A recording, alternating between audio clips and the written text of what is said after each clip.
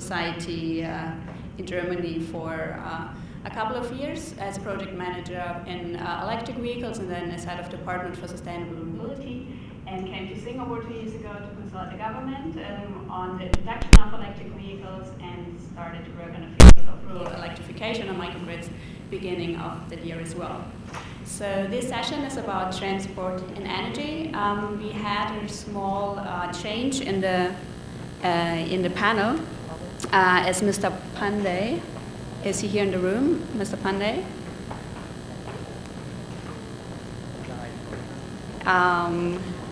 Only arrived today. Ms. Dr. Nilmini Silversand was so kind to switch session to yesterday. Her presentation on the case study of San Diego and their energy transition initiatives. She presented that yesterday, so she's here in the room. If anyone has questions or interested in that presentation, please take the opportunity and talk to her after that session. Otherwise, we could do the presentation again.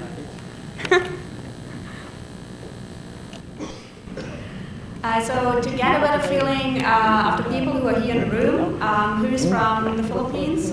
Please raise your hand. Who's from Indonesia? Who's from India? Maybe from Europe? Yeah, very nice. From Europe? From the US? Excellent. Who owns a car? Huh? Oh, Canada. Is there another country I missed? Is there another country I missed? Sri Lanka. Pakistan. Cambodia. Excellent. Excellent. So, who rides Thailand? Excellent. So, who rides a bicycle to work? Excellent. Who has a driver's license? Who owns a car? Okay. Who has ever been riding an electric vehicle before? Okay, great. On that note, we will start in our session on transport. As we all know, transport is such an important topic when it comes to the role cities play as major players in the global fight against climate change. And we all know that the urban population is expected to grow by 2.5 billion people till 2050. So 2.5 billion people, this is like one other India, one other China in our cities, or 8 times the US in our cities. And the global car fleet is expected to triple till 2050. So this is why emissions from the transport sector are expected to raise by 50% till 2030. So this is why it's really important to focus on how we can avoid, how we can shift, and how we can improve the transport in our cities today. And I like to focus today the session a little bit on the perspective cities have. I like to invite us all to think about the eyes through a city. Cities have been in a quite passive role in the last years, but they're becoming a more and more active role in really shaping the technology landscape on our planet. They become more and more a customer for companies when it comes to the adoption and implementation of technology. So the interplay of cities, like governments, people who have to take decisions in city governments, and companies who provide technologies and research institutions becomes a pretty crucial interplay. And I think for now and for the session, I would like to really get like this perspectives cities have, and to really think about how can we help cities to make these crucial decisions on which technologies they should choose and how they should shape the city landscapes and which technologies they should look at. I'd like to introduce our first speaker, Lloyd Wright. He's currently a senior transport specialist within the Sustainable Development and Climate Change Department at the Asian Development Bank. He assists in the implementation of ADB's Sustainable Transport Initiative, which seeks to catalyze innovative projects demonstrating the potential of sustainable transport modes. He is particularly supporting the development of new initiatives for quality public transport systems and non-motorized transport integration. And he's the author and editor of several sustainable transport publications, including Car-Free Development and Bus Rapid Transport Planning Guide, and he will talk on the sustainable transport project ADB has and its energy-related implications. Well, the stage is yours. Thank you, Martha. Excuse me.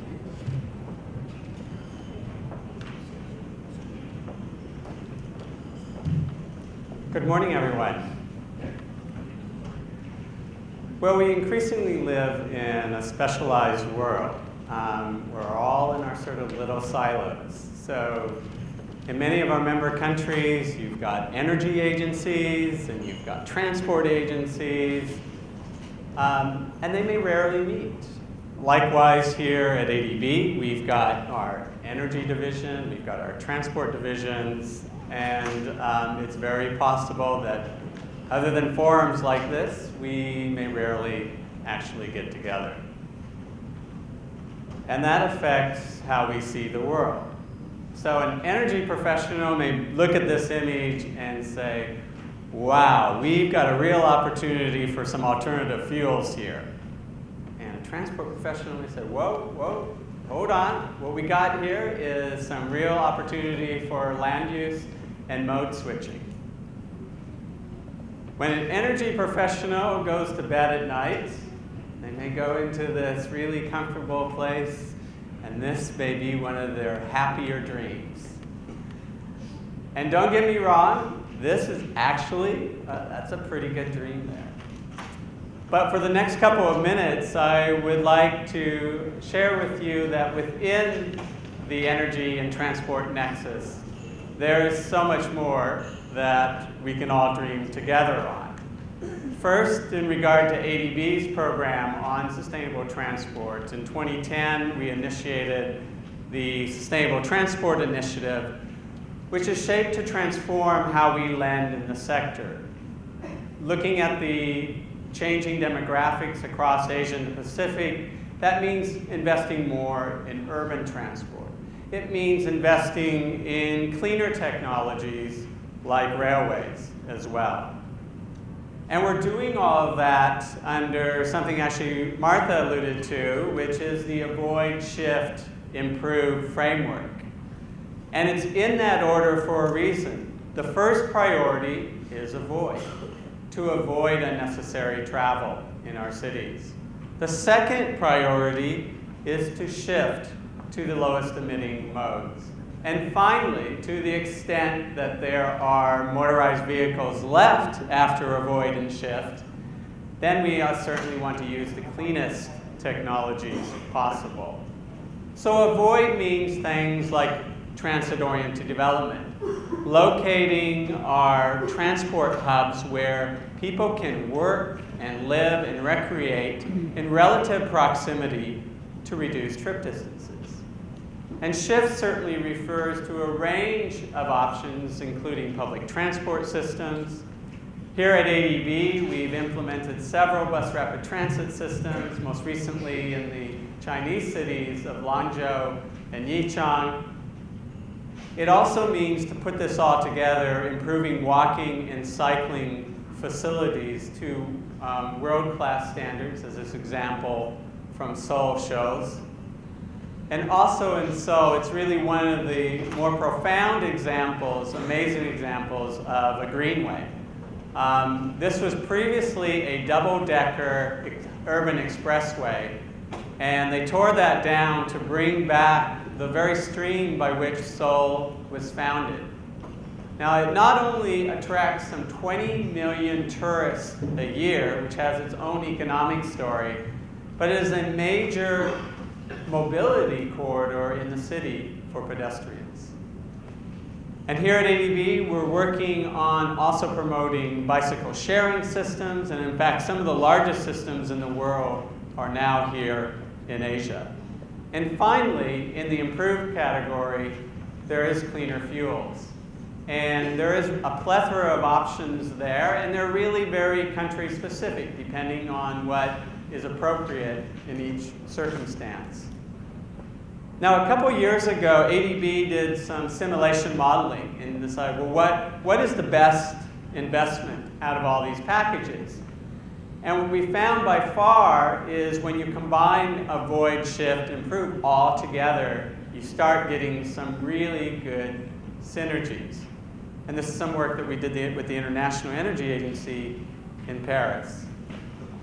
And one of the most far-reaching conclusions was that with technologies that are commercially available today and commercially viable, and as in rates of return over 20%, by 2050, we could actually reduce oil consumption in the Asia and Pacific region by over 40%, which would amount to over 11% of global oil consumption across all sectors. And it's not just energy security and climate change reduction. There is a whole host of co-benefits that go with this. And when you look at avoid and shift, you often see that the real benefits in terms of environment and certainly in terms of social happen when you combine these different components together. And I will contrast that with if you only look at propulsion technologies. If your only interest is, say, cleaner fuels or cleaner vehicle technologies, the relative impacts in terms of other economic impacts and certainly in terms of social benefits are much less. And in fact, there are some cases, for instance, there is some concern that electric vehicles in the Asia-Pacific context can actually make some factors like road safety worse. So what we try to do now in all our projects is combine this into an integrated package. And I'd just like to quickly give you one example from our Vientiane Sustainable Urban Transport project, which does try to create this integrated package. So one element is bus rapid transit, which basically, even for a relatively low income and smaller city, gives Vientiane a world-class public transport system. One lane of bus rapid transit can be equal up to 22 lanes of mixed traffic. That is a very, very powerful tool for decongesting a city. Likewise, in the historical core of Vientiane, which is also a UNESCO World Heritage Site, we're investing in pedestrian and cycling upgrades in order to make those modes viable. We also are working on modern pedicab technologies because in Vientiane they have a number of two-stroke, tuk-tuk vehicles that are relatively high polluting. And a lower cost vehicle can come in and provide that last kilometer connectivity in not only a cleaner way, but actually a more cost-effective way as well. The project also encompasses project management, which is a big part of organizing the streets to make all these factors work. And certainly, I don't want to leave out the fact that we are looking at clean energy technologies as part of this project, but I want to emphasize it is a component of something that's much bigger. And I often think we don't do enough to look for the transport and energy nexus in our projects. One example is at our public transport stations, whether it's BRT or light rail or metro. Stations are a great place to integrate with renewable energy. Not only are these stations often located where we do not have direct grid connectivity, they're often bicycle sharing stations, public transport stations are often the median where we're getting direct sun, meaning that solar PV is actually a pretty good option in those circumstances. We also, within our projects, whether it's the walking environment or the station environment, would be looking at energy efficient lighting applications, and certainly along the corridors, LED lighting is becoming more and more the standard rather than an exotic technology that we think as an afterthought. And also, if in this day when climate change and other catastrophes are happening, we need to keep our public transport systems operating. So if you do have an emergency The rest, the power may be shut down across the city, but we need to get our public transport, keep it operating, to ensure people can get to safety. So universal supply systems are very important. I'd like to conclude now with a cautionary tale from Delhi. In 1998, the Supreme Court of the government of India concluded that the air quality emergency in India was so severe in Delhi that they mandated CNG for large portions of the fleet. And it had an amazing initial effect. It really, really cleaned up the air, and it really made a difference in terms of health. In a couple of years, though, air quality was even worse. And the point is that there is a tidal wave of motorization happening. Despite many of our cities only having 10 or 20% car ownership right now, it is going fast. And that's the real challenge. In the time that this session happens right now, 3,800 new car and motorcycle registrations are happening. And make no mistake about it, for those of us who work on sustainable transport, we are losing. And we're losing badly because of this. And it's only through a bigger, more holistic and integrated package that we can start to make a difference. Let me wrap up by inviting you to another forum. We're holding our transport forum in the week of 12th of September, so there will be sort of a continuation of this very topic there. And I know the last thing you want to think about is that on the day that you're wrapping up the energy forum, you want to think about doing any other forums, but and actually, considering the theme of my presentation here, I would hope that someday in the future that energy and transport, we can actually do our forums together. Maybe that would be a good energy-saving activity. Well, I'd just like to wrap up by saying that the Avoid Ship framework is really a great model for making the transport energy nexus make a real difference. And ADB very much wants to be a partner with all of you in making that happen. Thank you.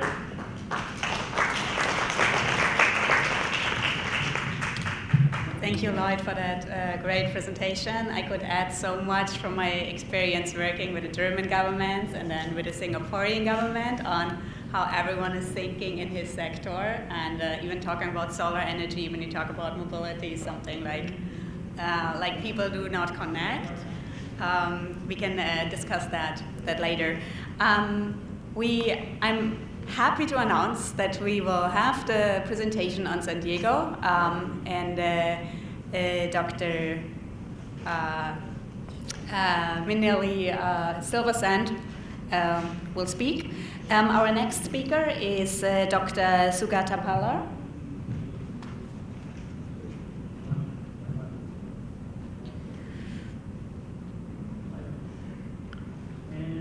Dr. Sugata Pallar is a senior lecturer in mechanical engineering at the University of Moratuwa in Sri Lanka, and he has a PhD from University of Cambridge. He served as the head of the Department of Mechanical Engineering and the Director General of Sri Lanka's Sustainable Energy Authority.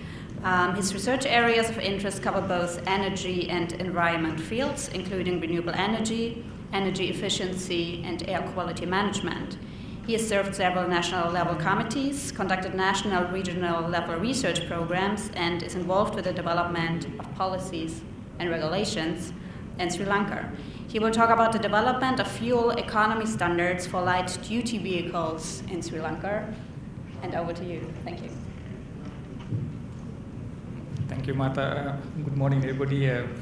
I should thank Lloyd also to put up the things, I think, in the context. So, see, my talk, I am talking on a specific area which already been highlighted, the improvement aspect. Of course, I'm not saying it's the best thing, but we already seen that we need the integrated approach, avoid shift, the number one thing. But then at the end, when you look at what's happening now, we are getting more cars, so the personal vehicles are becoming higher and higher, especially in countries like us. So we have to somehow manage that. So therefore, while we are improving, avoiding and improving, shifting, we have to look at the avoiding aspect also. So in that context, for the last maybe 4 or 5 years, the Sustainability Authority started a program on energy efficient and environmental sustainable transport system. Within that, this aspect has been looked at and try to see how we can develop policies and regulation in that context. So basically, I had to just discuss regarding the present situation in Sri Lanka. In Sri Lanka, the transport sector, the main contribution comes from road transport, contributing to 96%, 95% of passenger transport, and almost 98% of the fleet transport, the good transport. So therefore, road transport is predominant now.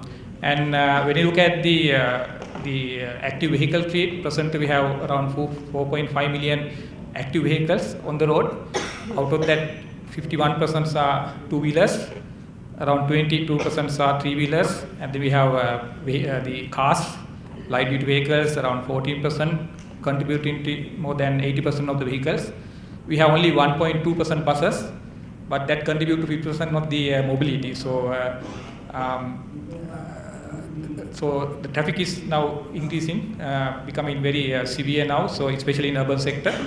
When we look at the whole economy, we have this annual fuel consumption like 2.7 million tons of oil, which is present 60% of our oil importation. We don't have oil, all the oil, the fossil fuels are imported, so it's a huge burden for the economy. Almost 40% of our annual income basically goes to importation of fossils, and out of this oil, 60% for transport. So managing the fuel within transport become a must to tackle this situation. So when you look at the average fuel economy, like for the passenger transport, it's like 0.025 liters per passenger kilometer. When you compare this one with the average, and when you look at the bus, it will have only 0.01. So shifting from cars to or in general to buses, we can see much improvement. And then trains and other things are better, much better. But in Sri Lanka, we don't have BRT, we don't have MRT, monorail, we don't have those. Even I think cycling is not very prominent. So we have a lot of areas to improve. But of course, then presently the transport is dominated by passenger transport, like the public, passenger transport modes. So somehow we have to improve those also. So in that context, we look at the interventions done by the government or in the country. Basically, most of the interventions are initiated by looking at the air quality aspect, even not carbon emissions, basically looking at the outdoor air quality.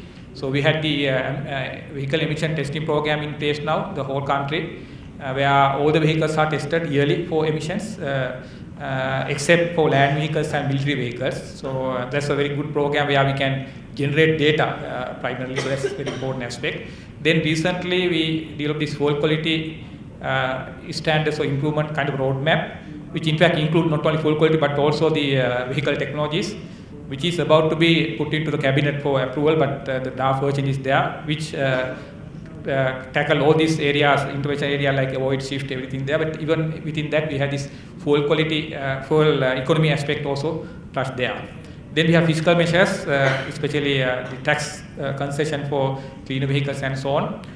So, for example, hybrid electric, we had attractive tax concession, but very recently the government has again increased the taxes, so we might see some differences there. But for the last few years, moving towards the electric and hybrid vehicles is prominent in Sri Lanka. Energy efficiency, fuel economy aspect is relatively new. We were more interested in energy efficiency in appliances than vehicles. But now in the last 2-3 years, the emphasis has been now diverted to transport sector, because we see that without tackling transport sector, you can't tackle the whole this petroleum issue we are having. So in that context, there are some activities like awareness, eco-driving, and there are few other interventions. Some are proposed, some are in progress. Especially fuel economy standards are proposed one within next 1.5 years. Probably we might get this regulation in place. Then technology shift in LDVS, the light vehicles also seen, especially hybrid and electric vehicles for the last few years. Then there's new trend of also like with the development of solar rooftop systems. It's become very popular in Sri Lanka, especially for high-end consumers. This net metering scheme. So now there's a trend that they buy electric vehicle but the solar PV system, and then try to manage their fuel, the usage. So then there are some pilot level projects to convert the existing ICs to electric vehicles, especially three-wheelers. As is earlier pointed out, is one of the major issues we are having. More than 20% of our vehicles are three-wheelers. We have more than 1 million three-wheelers on the road now. So it's a huge issue for us, so that the air pollution is one case. Then the other areas, basically even the fuel consumption, the efficiency is also an issue. So there are some pilot projects to convert this to electric modes. Whatever the case, as I said earlier, we have these cleaner city programs under development. Basically, within that, this transport sector is identified as a key interventions. So this the mass transit system like BRT, monorail are now in the development stage. Like the proposals are there, and railway electrification is coming up now. And even non-motor transport are part of this major, this urban development programs. There's a new ministry established to cater for that. But again, even when you look at these things, it's not there yet. So therefore, still our transport is dominated by these individual vehicles. So therefore, somehow we have to tackle that. So therefore, this full economy concept has to be somehow integrated to this thing. So that's why we are going to develop these full economy standards. Just to show you how this the electric mobility has been promoted in Sri Lanka. So last several years, we can see this green one is the number of hybrid vehicles sold, and for the last 2-3 years, you can see the hybrid vehicles become more and more prominent, and there's a reduction in diesel. In fact, the total vehicle fleet, now we have more than the hybrid vehicles are more than diesel vehicles. So that's a good thing. But of course, very recently, government has increased the tax of the hybrid. But happened was basically there's an increase in number of vehicles, and we see that the traffic has become more severe. Although the hybrid vehicle emit less, then of course the other vehicles emit more. So therefore, in the mixed traffic, you might not get that. So that's what we have experienced. And so therefore, government wants to now see the situation more prominently, more carefully. And the trend is to promote hybrid for buses rather than small cars. Because when you promote for small cars, even electric vehicles, what we see that is people are buying electric vehicle as their second vehicle. So there's no really replacement of IC engine. So that's the issue we are seeing. So therefore, I think we had to be a bit careful in promoting electric and hybrid, especially for small vehicles. So the government has changed this policy. So we think that in the future we'll have more hybrid buses than that. So this in a way is a good trend. I'll show that how far we have improved the fuel economy also. Fuel economy for light duty vehicles is basically looking at development of strategies and policies to promote, to manage fuel consumption in Sri Lanka, and also now there's a regional international initiative, this global fuel initiative. They have this what they call the 50 by 50 target. They want to double the fuel economy by 2050, new vehicle by 2030, by 2050 the older vehicle fleet. So in that context, they are doing some piloting, so that we have also part of that now. Around 30 countries are doing their baseline. So we set the baseline. So I want to share the present situation and also the future directions. Methodology is basically set by Global Fuel Economy Initiative. Is basically you collect the data on a vehicle fleet, then look at their the technology levels, and then come up with the average fuel economy standards for the fuel economy values for the country. Then yearly we have to update that one. They can then monitor it. So that's the basic components. So there are two aspects. One is the fuel economy aspect. Then we have GHG emissions. There are some targets. And basically when you try to do come up with these values, different countries have different units, different methodology of testing. For example, driving cycle, there are 3 main driving cycles, one in Japan, one in Europe, one in the States. So they use different driving cycle to declare the fuel economy, so we can't come up with a single value.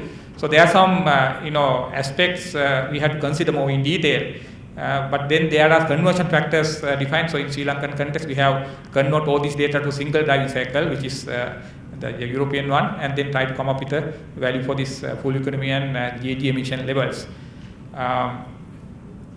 So these are basically developed by, there's some methodology. Basically the conversion factors are developed by this International Council for the Clean Transport, ICCT, where you can convert from one unit to another, even the fuel economy to GHG emission, because basically these are coupled together, and also for different life cycles. So we have used these conversion factors to come up with a common value. So those are available there for us to develop our own data or other values.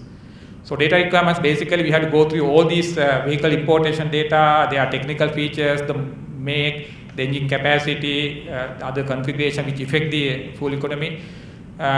So basically then we have referred those. There are two main data sources we have referred. One on Department of Motor Traffic, where they do this vehicle emission testing program, where each vehicle is tested yearly, so we have very good database. And then also we have vehicle importers data, and also the yearly registration data, so we have to refer those. And we have globally the fuel economy values for the vehicles are given, the technologies. We refer this global data also. And then we select a sample around 16,000 vehicles, around 70 gasoline and 27%, maybe 30% diesel. And there are around 45 vehicles, the brands under this the sample. Basically, one thing we identified is that the average engine size is increasing. So people are buying larger and larger vehicles, and that reflects on the fuel economy, because the small engine is better in terms of fuel economy. So it's on the rise. So that's one of the negative aspects in the way. So people are buying, with the economic development, they are buying larger vehicles. So that's one of the identification. So secondly, we have mapped the fuel economy values.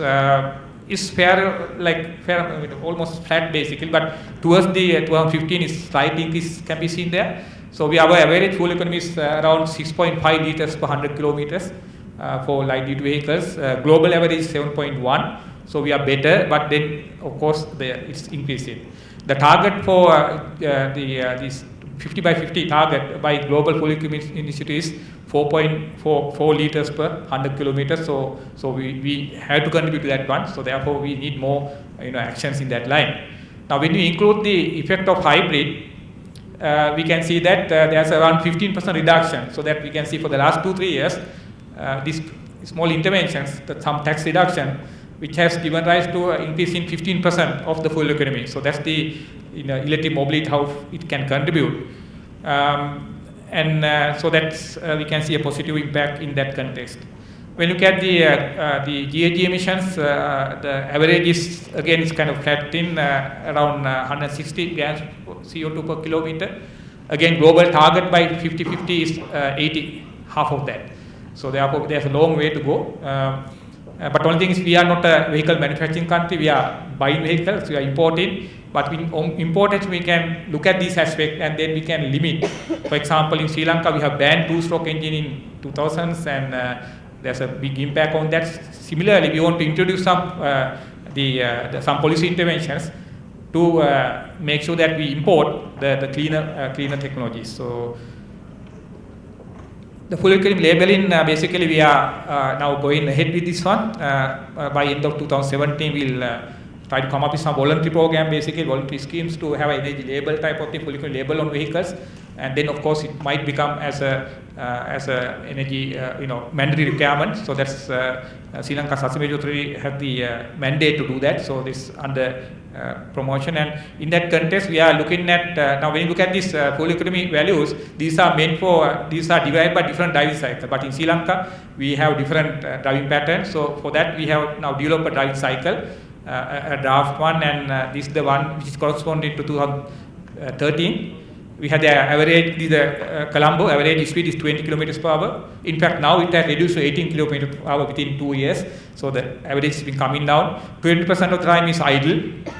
So that's another issue we are having. A lot of traffics basically. So we want to convert these earlier fuel economy values we had derived to our driving cycle and check what the real impact in local context. Because the earlier fuel economy values and emission values we have referred are based on different driving cycles. Mainly, basically, we convert to European one, but then we have to convert to our one also. So this is a research project we are doing now. So by end of this year, we will come up with the final the driving cycle, and then we convert all these values to the local context.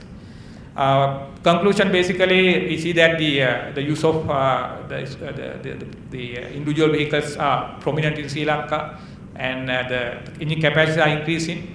So we have relatively low the fuel consumption, the better fuel economy as well as emission. But of course, it's on the rise because people are buying larger vehicles. Hybrid vehicles and even electric has a tremendous impact on the improvement in fuel economy. So that's something we have to see, but of course there can be other aspects we have to be mindful. Fuel economy labeling will come in probably end of next year, and we expect that this will improve the situation. So, but of course, improvement this one should be part of the overall picture. This avoid, shift, and improve. So that we shouldn't only look at this one, but we have to look at the other interventions like non-motor transport, then the mass transit. That basically the things I will discuss. So I would like to acknowledge the contribution made by UNEP, Global Fuel Economy Institute, ADB, and Clean Air Sri Lanka. Thank you. Thank you, Dr. Sugatapala. Dr. Sugatapala has to leave at 1, so I would like to invite the audience to ask questions specific to his presentation now. So if you have any question, please raise your hand.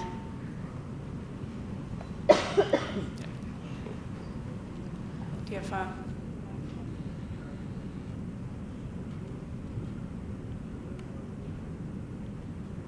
So thank you. I'm very glad to see how those changes are happening actually in Sri Lanka, and a little bit sorry that the hybrid mix is decreasing. But you mentioned that the percentage of motorcycles in the fleet is quite high.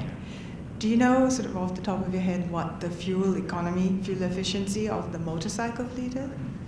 Yeah, motorcycle basically, when you have fuel economy values like 0.01 liters per 100 the passenger kilometer, is much better. But of course, when you look at the buses and trains, these are better than that. So even both motorcycle, even three-wheelers they have a better fuel economy than cars. So the values are basically like for cars is like 0.05 liters per passenger kilometer. The passenger kilometer basically we look at the number of passengers per vehicle also, and then we divide by that. So in cars we have around 2.3 passenger average per the car. The three-wheel is like 1.5, 1.8, and motorcycle is 1.5, so something like that. So in motorcycle it's like 0.02 for motorcycle, 0.03 for three-wheeler, 0.05 for cars. Buses 0.01. So that's the range we are looking at. It's 35. Yeah, but it's also changing for the last 3 years, like 35. Is there any other question from the audience? Yes, please. Hi, my name is Jiting Mo from ELO Solutions. I have 2 quick questions. I like the presentation. First question I have is on you're talking about the labeling. It's going to come out sometime mid next year, and you expect that to have an impact on energy efficiency. Can you elaborate a little bit on how that's going to impact energy efficiency and how you plan to monitor and measure that? Yeah, basically now in Sri Lanka Sustainability Authority we have this energy labeling program for appliances. So it's a similar type of program. So one is basically with the promotional aspect, because the people want to see cleaner vehicles, but they don't know which one we have to buy. So it's a kind of awareness, mainly it's awareness, like maybe 80%, 90% would be awareness. And then of course we are looking at mandatory, because for example we can ban, for example in lighting, for example we have CFL lights, we have energy labeling program. If you don't get a star, we don't allow it to market. So therefore even for vehicles, we can make it mandatory. If you have particular fuel economy values, if it is not that level, then we can ban it. Like we don't allow it to import. So that power is there with that authority is there with the Sri Lanka Sustainability Authority. But we don't want to start this thing. We want to first have a voluntary team promote it, then there's a point where we can impose it. So that it will be a voluntary thing. Through awareness, we are going to do that, and also even the technology, these vehicle importers they're also keen on looking at that. So that's the plan. My second question is on your graph where you talk about the uptake of hybrid and electric cars over the last few years, and it was really impressive. It goes from about 5,000 to about in 2011 to about more than 20,000 in 2015, which is really impressive. At the same time, the petrol power car goes kind of dive down and then kind of increases quite sharply again. Can you comment on that? Why that happened? Yeah, what happened is that the government has reduced the price of the petrol. So that has this impact, and then we found that the traffic impacts in some states, like 15 kilometers, the traffic at the time has increased by 1 hour.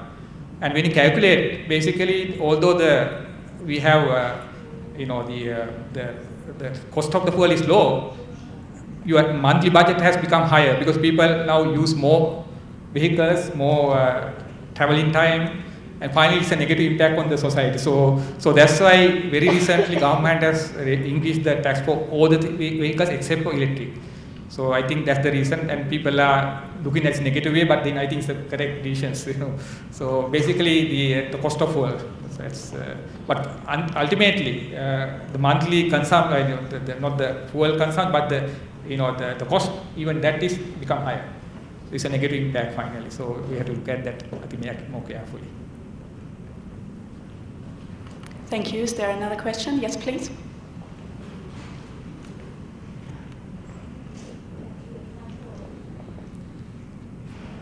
Can we ensure the micro is on?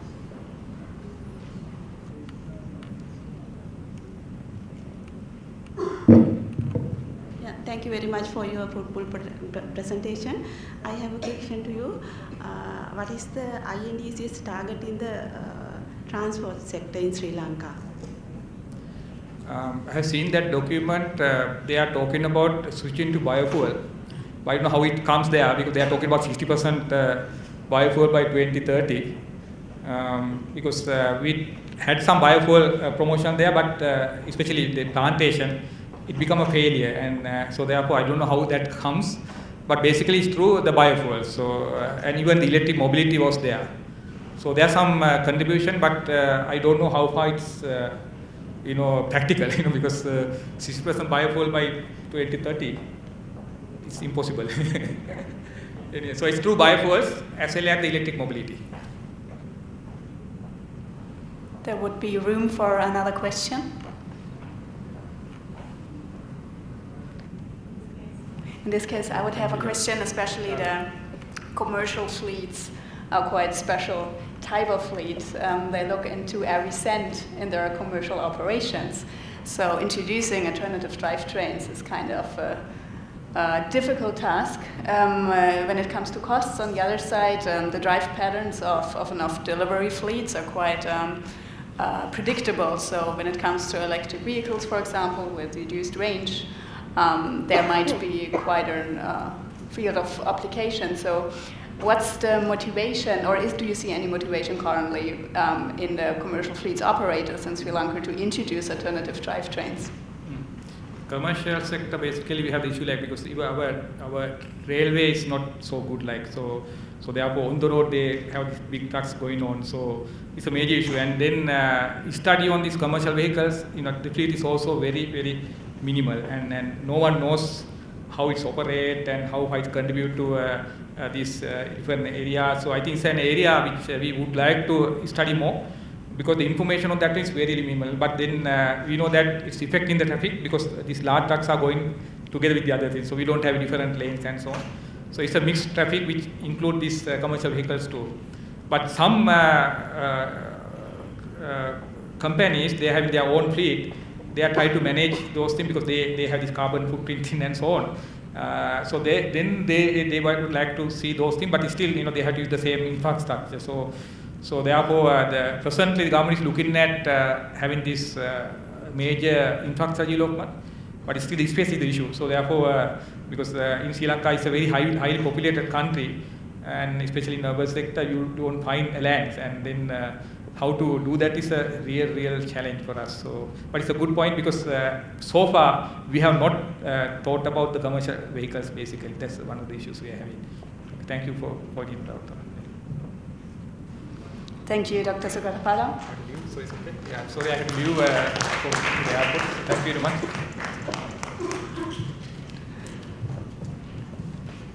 It's great to see what initiatives are going on in Sri Lanka. Thanks for the presentation. Our next presenter is Vice President ADB India, Mr. Patwardhan. He's responsible for business development of emerging technologies, including digital substation, mesh communication, smart cities, smart grids, and cybersecurity. He's a graduate in electronics and communications engineering and postgraduate in marketing management. She has experience along distance communication, and he joined ABB in 1986, and since then has handled various roles in sales, marketing, and business development. The stage is yours. He will talk about developing and sustaining smart cities through power and automation. Thank you.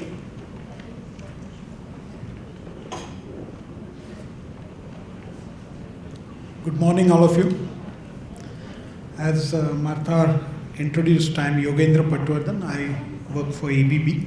This sounds quite close to ADB, but it has nothing to do with ADB. ABB is a technology company, and it's basically into power and automation. And it's basically a Swiss-Swedish multinational company. So we are represented in around 140 countries, and our product systems are playing a role in both power and automation. Okay.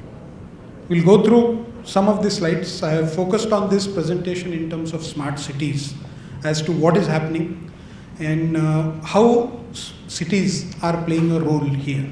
I mean, we have seen in various presentations already that people are moving into cities, and this will happen more and more as years go by.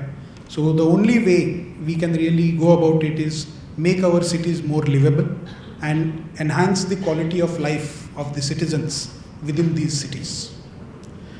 Since today's session is more on transportation as well as energy, I will focus on these two aspects during the presentation. So this is how we look at smart cities. What is the key challenge and opportunities? And this is how we define smart city, that is basically enhancing the quality of life of the citizens and integrate various subsystems engaging the citizens.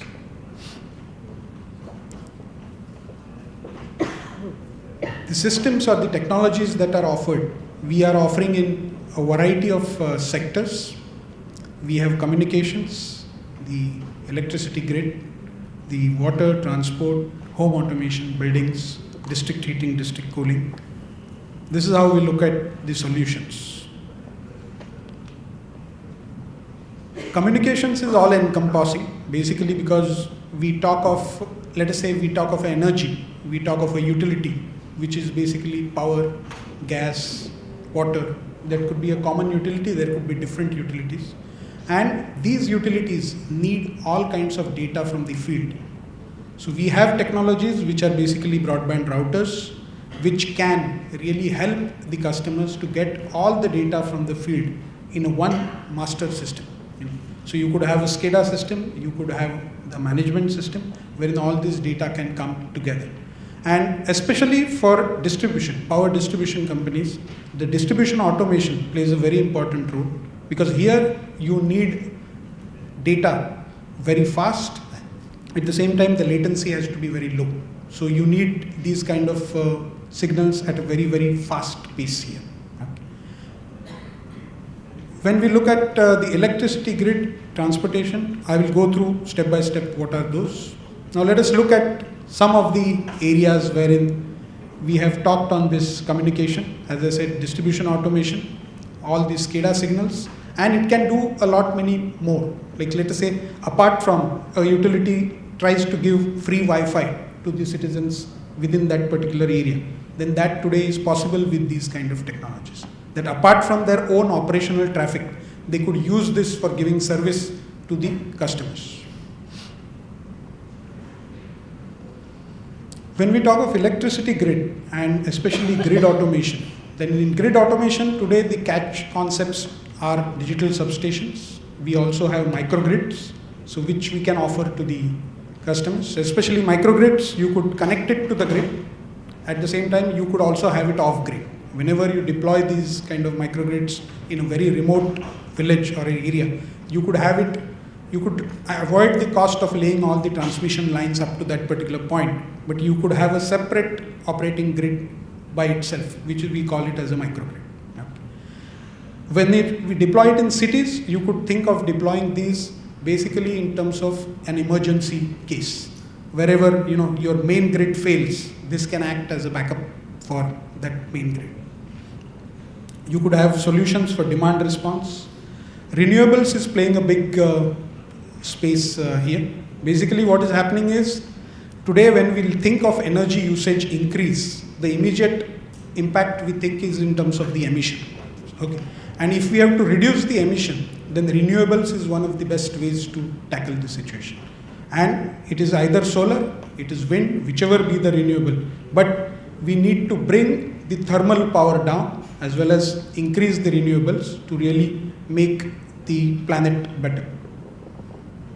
Energy storage is basically coming because of the renewables. Because whenever we are deploying technologies for solar or for wind, what is happening is these are not really, we are never sure of how much it will generate, when the wind will flow and things like that. So you need some kind of a battery energy storage system at a different capacity levels to really make sure. So we can really offer to customers these kind of solutions which are typical custom built solutions for that particular usage.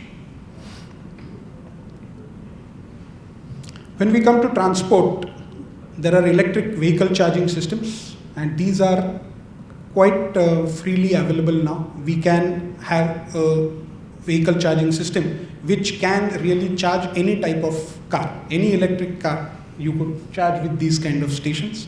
Recently we have supplied these kind of things to a country, Estonia, wherein there are around 180 such EV charging stations which are spread all across the country.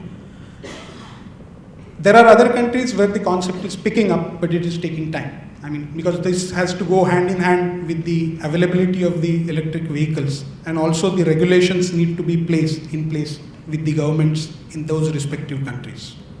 Similarly, electric buses, if we have an example in Geneva in Switzerland, wherein we have nearly 40 bus stops all across Geneva, and earlier days, you would have all sorts of cables on top, wherein you used to derive the electricity from that. But today you will find there are no cables, and there are points or bus stops wherein ABB has provided EV charging, or let's say flash charging facility there. And with this kind of facility, and the timings have come down. If you see over the years, now we are able to charge that bus within a span of 15 seconds. And that timing is very, very crucial. Basically because when the commuters are getting in and getting out of the bus, within that time, the bus gets charged in that particular stop, till the time it reaches the next point wherein it can be charged again. So that is how you could, get the bus system entirely within the city, fully on electric thing, when then you can avoid all kinds of emission because of this. Similarly, there are systems which are now shore-to-ship power. Whenever the ship comes and it goes on the berth. Earlier, the way was basically you would either get DG sets, and again you would have emission problems and things like that. But with now, you can have infrastructure, electric infrastructure provided, wherein from the main grid itself, you can supply the power directly to the ship for the time that it is at the dock, and later on that infrastructure can be used in a different place. So that is how we are looking at variety of technologies which can really bring in better ways to manage the planet. You have a variety of district heating, district cooling solutions. Especially we have one example of district cooling in Marina Bay in Singapore, wherein we have provided district cooling kind of solution. So we have avoided all kinds of air conditioners there, and it is basically the water cooled pipes which basically brings the temperature down of the entire building rather than, particular room or a particular floor or whatever it is.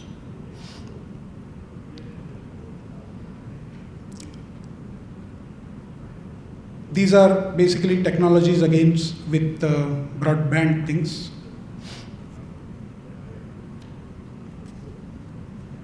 This is how we look at each and every vertical, and against each vertical we have technologies which are available, which can really make things better. But since we talked here, I focused more basically on the electricity grid and on the transportation part. Okay, so we discussed that more in detail as compared to any other things. These are a few examples, especially for communication, for the entire Oklahoma City in US, how a variety of applications can be used with the same communication outdoor platform, wherein broadband routers would deploy all these applications and we can take it further. This is Rock Hill, US, again, an example of variety of applications. This is distribution management, especially for the power distribution company or the electric company within that city. You could use this kind of application. So you could have softwares, you could have variety of things being done. I mentioned about this example already for Geneva, wherein the buses, you could do flash charging or fast charging of these buses. This is an example of shore-to-ship power, basically in Rotterdam in Netherlands. This is the district cooling example for Marina Bay in Singapore. And this is district heating example for Denmark, Copenhagen. And this is the smart city. So variety of applications, you could put it on the communication platform, and this can be over an entire city. We have, for example, an example in Abu Dhabi, wherein there are nearly 6,000 of such routers deployed all across the city, and the Power, Water, Electricity Authority uses this platform for all its operation and traffic. That's all from my side. Thank you.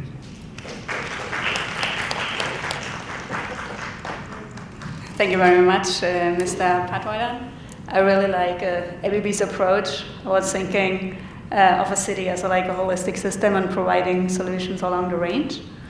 I'm happy to announce our next speaker, Dr. Nilmini Silva-Sand. She's Assistant Director and Adjunct Professor at the Energy Policy Initiative Center at the University of San Diego in California. With 20 years professional experience, she leads a team on urban and regional climate action planning, analyzing greenhouse gas emissions and energy mitigation policies at the intersection of local planning law, environmental law, and new low carbon laws and regulations. And she will share with us the case study of San Diego and how relevant it is to Asian cities. Please go ahead. So thank you, and I switched to the other session yesterday because of something here, and I'm sorry that I didn't have time to sort of tailor this talk too much to transportation, but I can tell you a lot about it afterwards in the city of San Diego and our thinking on it. So basically, I was going to talk about cities as leaders of the clean energy transition, because they're trying very hard to be, and especially about the city of San Diego in California, USA, as a case study about how it is trying to be a leader in this region and how it could be relevant to cities of that size range in Asia. So we like to consider our city as having a very high quality of life. And here's a picture of the city of San Diego looked at in the dark on a clear day. And all the cities like to present themselves like that. Those are much bigger cities than the city of San Diego. But, and San Diego, you can see, is located at the southern end of the state of California, right next to the city, which is a very big one, of Tijuana in Mexico, which has a very different economic and demographic makeup than San Diego. But anyway, we like to say that we have a very high quality of life. But if you turn the page, most days it looks like this as well. So we do have some air pollution. We have been given an F grade by the American Lung Association for most years because we have exceeded ozone standards and so on and so forth. So it doesn't always look the way it looks in the picture postcard. However, this means that we have a lot of work to do in moving away from fossil fuels. And so what is the driving force for cities like San Diego to do this? Oops. Okay, so the city of San Diego and all the cities in California are really being driven by California's level regulations. So it's the state level regulations that are driving these cities to do something. On the one side, the state has energy regulations, and most people think of energy only in terms of electricity and natural gas, but the state of California is also looking at it in the transportation area. So when we talk about energy, people just automatically think about electricity and natural gas, whereas we really have to think of the other side as well. So the state has approached this by targeting the electricity sector and requiring the electricity utilities to increase the percentage of renewable electricity to 50% by 2030. And our area, our utility is already at about 33% renewable electricity today. Okay, so they're well on their way to achieving that target. We also have fuel economy standards for vehicles, as our first speaker spoke about. The standards that California has, it had to fight for, and they were then ultimately accepted at the federal level as well. So California has led these fuel economy standards in the United States, and we are now at last getting to more of the European levels and eventually towards the Chinese standards for fuel economy. So at the same time as those regulations, major ones, California has a very important environmental act called the California Environmental Quality Act, CEQA. And that is the main reason why cities are doing something about reducing greenhouse gases. So we have CEQA that requires every project to do an environmental impact assessment, okay? And since 2010, the law has required that every project also analyze greenhouse gases for everything from that project. And what is the definition of a project? It's not just a tangible project that's happening, but it's also a plan. So it's a whole city plan. It's cities' constitutional development plan for the next 5, 10, or 15 years that has to do a greenhouse gas assessment of the development that is to come. And it has to find a way to reduce these emissions from that. And the CEQA regulation allows citizens to enforce it through litigation. And that is where the cities are having to do something, because it has led to so much litigation in our area against the region, against the county, against other cities, because they have not done sufficient analysis of greenhouse gases and come up with ways to reduce that. And that is why cities like San Diego, which are much bigger, got really worried and had to go a lot deeper in how they're going to achieve these reductions than otherwise, because they don't want to be sued. They will be, but not yet, okay? So basically, the Climate Action Plan brings together all these different sectors: transportation, the electricity and natural gas sector, the solid waste sector, and so on. And as the first speaker said, normally you're talking in isolated sectors to each other, to people who already know a lot about transportation. But the Climate Action Plan at the city level is one place where everybody has to come together. Okay, so basically you do a greenhouse gas analysis of all these different sectors and their emissions. The city has to adopt a target: by when do you want to reduce how much greenhouse gases? Develop this climate action plan. Usually consists of 2 parts: mitigation, reductions, and an adaptation plan. And I only work in the mitigation side. And then you develop an implementation plan. So the city of San Diego is somewhere at step 4 because they have adopted their climate action plan and are implementing it. Okay? So I want to tell you, okay. So if we look at the emissions from the city of San Diego, On the left-hand side, we have a pie chart of where the emissions are coming from, and as you can see, most of the greenhouse gas emissions are from the transportation sector, on-road transportation sector. We distinguish that from off-road, and then followed by electricity and natural gas, a little bit from waste, which is from the landfills, from the dumps, and a little bit from moving water, because we get water from very far away, so we use a lot of energy to get that water to our place, or pump it from very, very deep underground. We don't have that much groundwater. But whether you look at it on the left-hand side pie chart in terms of greenhouse gas emissions or in terms of the fuel that fuels those emissions, you can see that transportation is the biggest component. Here you can see there is a little chunk of fuel which is renewable that does not contribute to the greenhouse gas emissions on the left, and that is the pie that we're going to try to increase. All right, so I have to tell you that coming up with this climate action plan, and we are a university research institution, so we help the cities to do their analyses. This has been a multi-stakeholder effort. It took us 5 years. The mayor changed 4 times. 3 of those mayors supported it in different ways, but we actually needed very strong mayor support to get this thing passed. You also need political support from everybody in the city council, which may have different political, maybe from different political sides. We, as an institution, had to work with our utility, with our planning agencies, transportation especially, all the departments in the city, the legal counsel, very important to get them involved because of the issue of potential litigation. And even more important was to work with the environmental NGOs, because they're the ones who start the litigation. So they had to be involved and had to understand the data and where it came from, the limitations, and so on. So the city had more than 150 meetings over 5 years with the public and with the stakeholders. So it was a lot of effort put into it.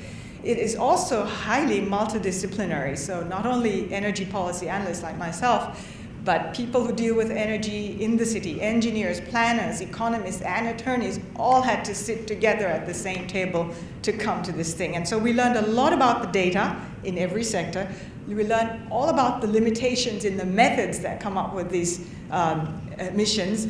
We learned that cities don't want to take responsibility for emissions from other cities' consumptions that are next to them. So we had to be really careful about how to attribute the emissions to this city. So we learned a lot about all those things.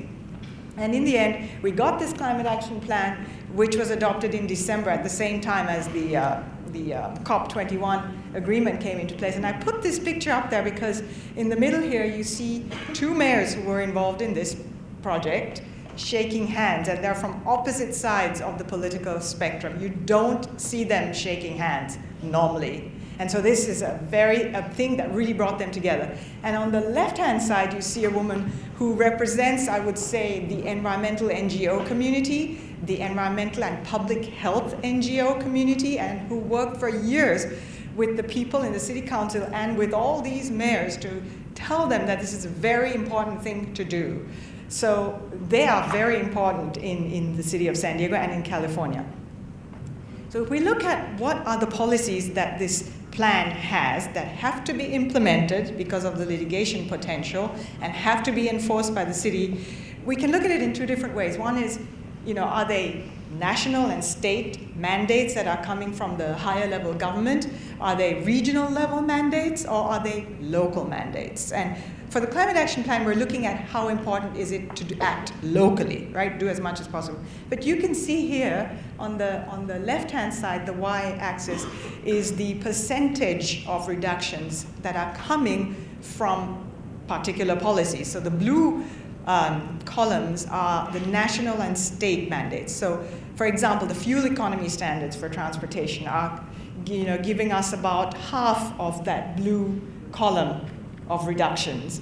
And then as time goes on from left to right, from 2020 all the way to 2035, because 2035 is the end of the general plan of the city of San Diego, that's how far they're planning ahead with their development, we find that the importance of the state mandates decrease and the importance of the local measures increase. So we're doing more locally in the more distant future, and I can go a little bit more into what these local measures are. We actually have 30 measures that are going to be in terms of ordinances, so they are going to be enforceable, and also voluntary measures, but a lot of them are going to be mandated.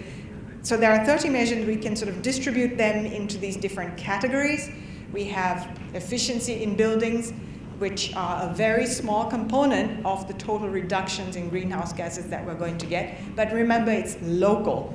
Most of the efficiency reductions are coming because of state mandates, not locally. There's very little that the local governments can do to improve on the existing federal and state requirements for buildings and appliances.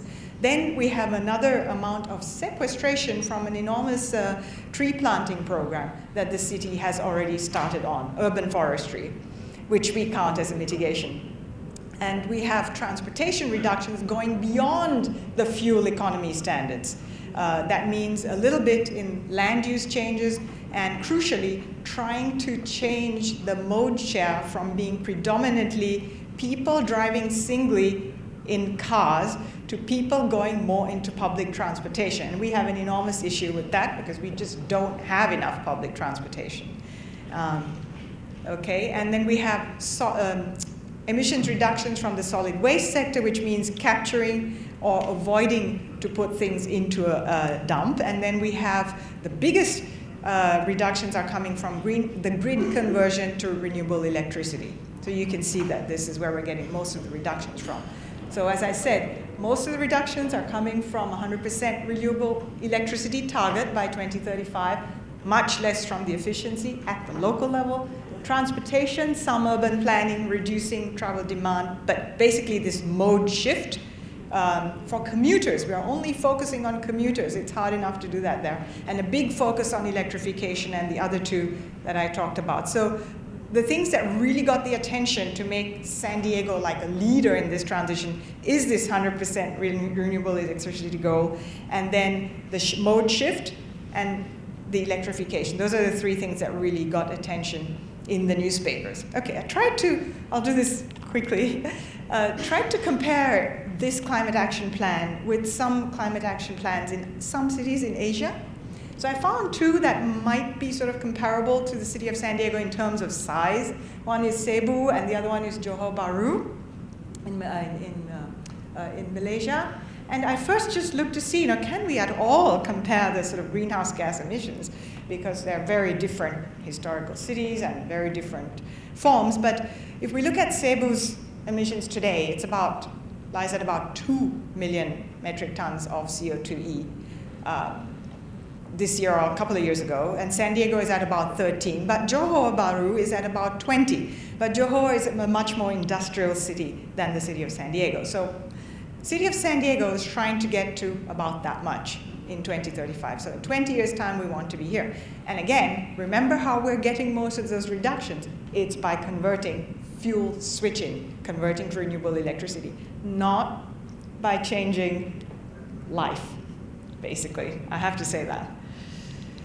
So in the climate action plans for Cebu, mostly, and Johor Bahru, I looked at what sort of measures they're looking at to reduce greenhouse gases and become cleaner. They're also looking, just like the city of San Diego, at waste and how to better consolidate that, capture methane, recycle, reuse. Looking a little bit at water and how to conserve, because if you conserve water, you conserve energy. But they're looking a big way at transportation. And that was very interesting to me because these cities already have a very high use of public transportation. But we already heard from the first speaker that in Sri Lanka, yes, there's a high use of public transportation, but there is a shift towards more single-use vehicles, just like in San Diego. Everybody wants to have their own vehicle. It's more convenient, it's easier, it's cleaner, etc.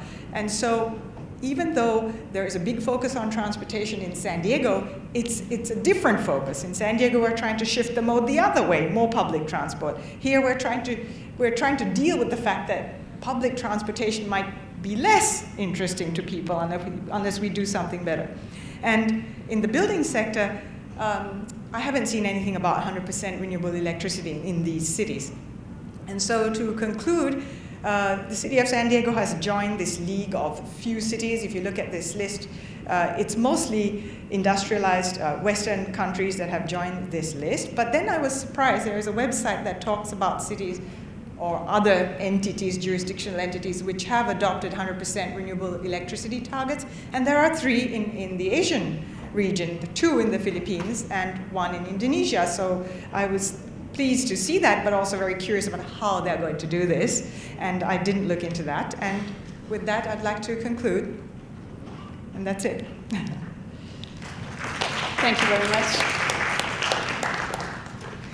Ladies and gentlemen, we have about 10 minutes left. I'd like to encourage every one of you to ask questions now to the speaker. As I just said in the beginning, that the interplay of government, cities, research, and industry is so important. And then we have this great panel now here with a representative from industry, ADB private sector, from research in San Diego, and from ADB, which is a financial institution. So I guess we're only lacking the mayor of Manila in this round. So please go ahead, identify yourself, and ask a question to one of our panelists. Thank you. My name is Kiani. I am from Pakistan. So it's today a very important topic about the transportation, which use about 30% of the fossil fuels, and the carbon emissions is responsible for the carbon emission about 95%.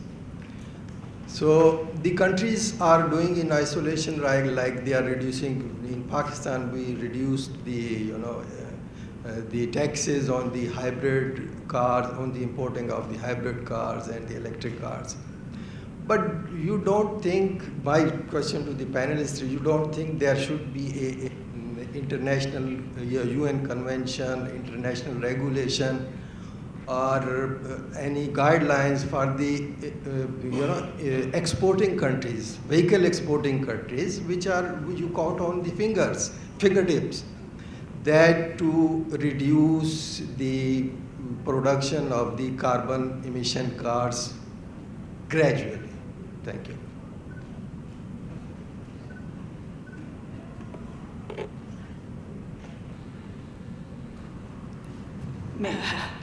Can I just, it would be great to have that kind of regulation, but you can see how hard it was to get any kind of treaty. It would be easier if there was something like that for everybody. But ICCT, right? The, what's it called? International Clean, what does it stand for? Anyway, transportation. I mean, that is, even though it's not a governmental kind of agency, it's coming together to compare the fuel economy standards and things like that, which I think is very useful, like the first speaker pointed out. So, sorry, that would be a great idea. Please go ahead.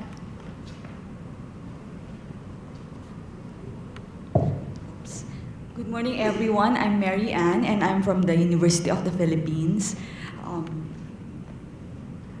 All right, this is still a dream project, but I'm envisioning a city, Metro Manila, to have an elevated, a series of elevated sky bike lanes. So the idea of the feasibility study that I'm looking at is to look at the level of reducing traffic. I'm sorry, my question is for Mr. Wright. The level of impact that these bike lanes will have in terms of reducing traffic volume, greenhouse gas emissions. Also, we would look at health and economic impacts. Sir, I heard that ADB once did a study about greenways, and I think particularly for Ortigas Center. I'd like to know what happened to that, because there might be a way that whatever results that you already have can be integrated with the planned study that I want to propose to the government. Because right now, in the initial survey that I am doing, people are really excited about this idea. I mean, 98% of the respondents are telling me, they're even joking to me that, come on, don't even do a feasibility study anymore, just build it because we will use it. Sir, the number one concern here is safety. 98%, or maybe once I have the full results, everyone is saying they are just so scared to bike on the ground, and they feel that this is a solution. So do you have earlier data already about public perception or anything that can help me later on? Because I'll do a very intensive kind of analysis.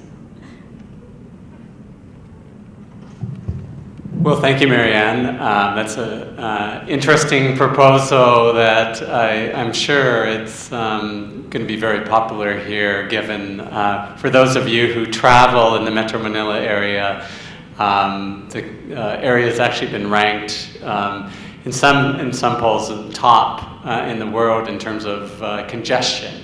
So not the list that you want to be on. I think that if you look at internationally, cities that have gone in and provided quality cycleway infrastructure can very quickly get 5–10% mode share, and that's huge. I mean, in a city of 13 million inhabitants, 25 million in the mega Manila area, getting those sort of numbers. You have countries that have done it for a while. So if you look at Copenhagen, if you look at Amsterdam, I know those are very exemplary examples, but over years they've taken that up to 30%. So cycling as an option is great potential in a city like this where if you're just traveling, say, between here and, say, Makati or BGC, which is only about 8 kilometers away from right here. That can be an hour-and-a-half, 2-hour trip, depending on the day. And it's usually about an hour. I would, for instance, for many years have traveled by bicycle to those areas every day, and it's consistently 20 minutes. So the current conditions really lend themselves in many of our cities to a big incentive, the time savings, the financial savings. But it can only be done, as Marianne was saying, it can only be done if people feel secure. And so sky bikeways is an option, but just in general, segregated bikeways is a very good option to provide that security. To answer your first question in terms of the Greenway project, it's part of a larger initiative that ADB is undertaking with the government of the Philippines through the Department of Transport and Communications. And some initial work has been done that's actually even gone through the technical committee of NEDA, which is the National Planning Authority here. And as many of you know, we have a new political administration here in the Philippines. So this is one project that will hopefully become one of the initial efforts of the new government, which has actually made transport one of its top 2 priorities. So hopefully Sky Bikeways can be a part of that. Can I just add to that? Just from the city of San Diego's side, even though it's a developed country, we also don't have the bike lanes, and there's a big push in this climate action plan to increase that, not because it gives so much greenhouse gas reductions in San Diego, because we don't have to sit 2 hours in traffic, we maybe have to sit 1 hour. But the bike infrastructure has to be separate from the cars. It's absolutely the same problem. People won't get on the road because it's not separated from 10 lanes of traffic. So it's interesting what the cities have started to do is to actually, without saying that they're converting one of the car lanes to bicycle lane, they've painted it green with a big bicycle sign on it, one of the lanes, and they say, share the road. So when that first happened, I thought, oh my gosh, this is really dangerous. But what it has done, it has slowed the cars a lot on that green painted lane. And so there are some more courageous people getting on their bicycles, and it has led to a little bit of an increase in the very small bicycle commute that we have. It's about 3%. Yeah. Yes, please. Another question from the audience. Hi, I'm Dan Millison. I had to step out for a bit, so I didn't see all the presentations, so I apologize for that. But Lloyd, I liked your presentation, especially the emphasis on the non-motorized and that paradigm, I think, is the right. And I really appreciated your comment about that right now we're losing the battle in the transport sector. And I hope that message does go all the way up to the 8th floor and the 9th floor here. I think that would help a lot for them to hear that. My question is, you were just talking about bikes, and my own opinion is that there's actually a huge opportunity worldwide to get people onto bikes, but if they could go a little faster than what people would normally pedal. So I think there's a huge opportunity, and that we might see huge growth in the electric two-wheeler fleet. I think this might actually happen in the United States. Most people don't know, right? That, oh, I could get an electric bike and I wouldn't have to drive my car for, my short trips to go to the grocery store. So if any of you please comment.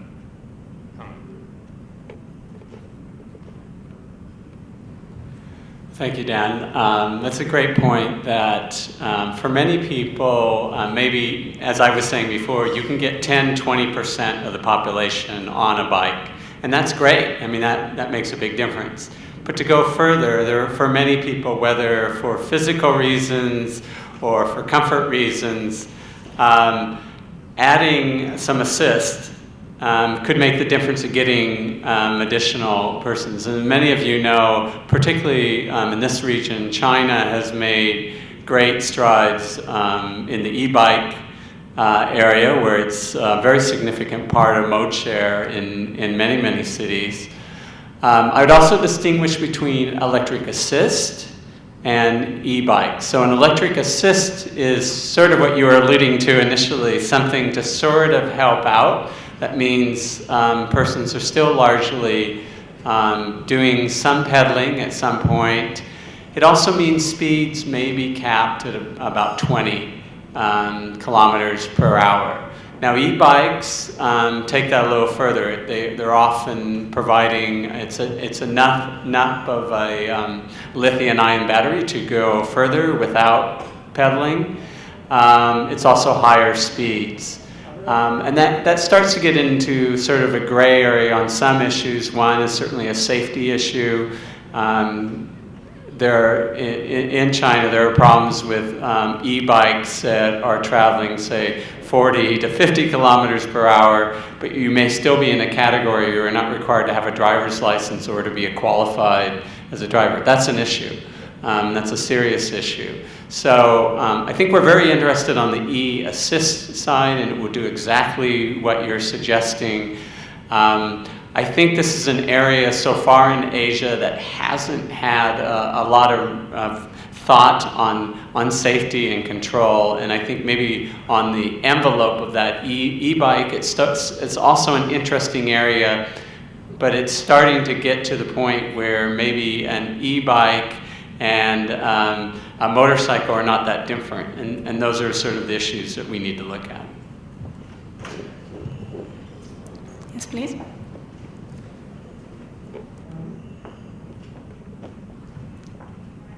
We have time for this question and another question from the audience. Okay, thank you.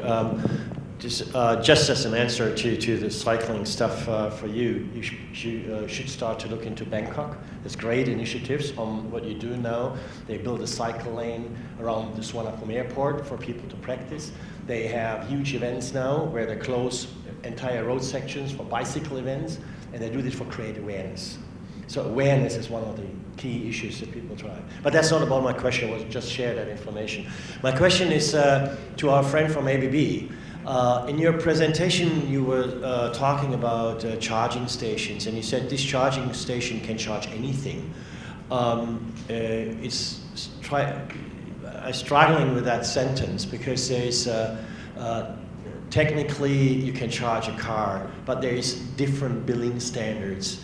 How do you build that? Whether you have a certificate in the car, whether you have a credit card or whatever. So the charging stations are very, very different depending on what kind of billing standard you follow. And I'm thinking even further to meter roaming scenarios.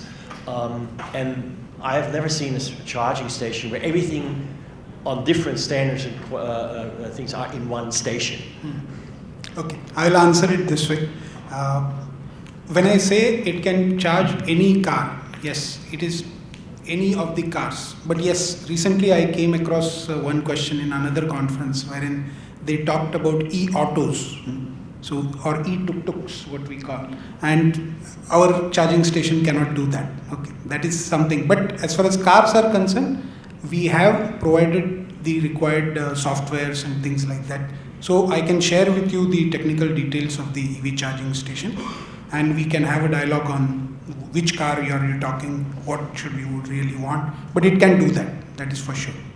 Yeah, I'm fully agree. So because the plugs are standardized, so we have a standard.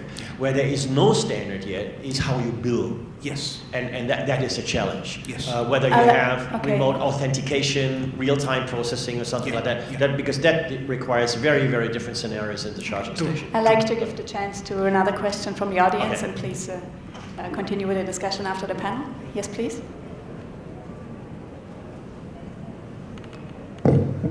Good morning. I'm Val Roque from the Department of Foreign Affairs.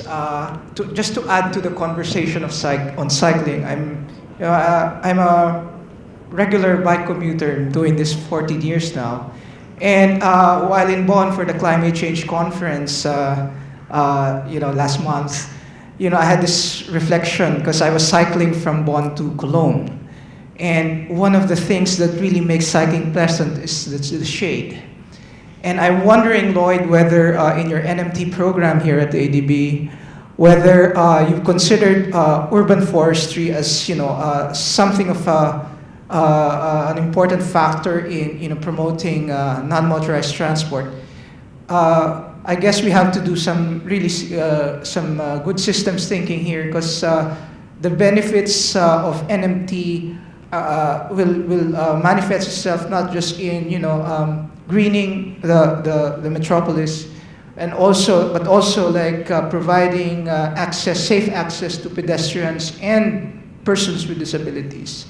So I'm just wondering whether your NMT program has that.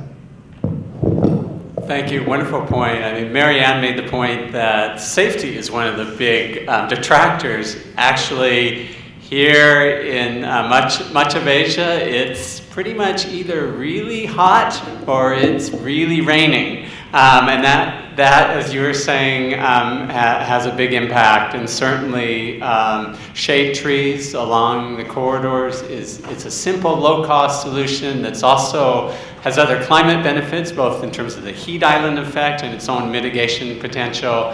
I would just add one thing to that. There's some great examples from China, sort of a thing that was invented in Hangzhou, where they actually create canopies at the intersections. Because if you think about it, here in Manila, you may be at an intersection for several minutes, and if it's pouring rain or if it's 35 degrees and 90% humidity, and that sun's beating down on you, that's very discouraging as a cyclist.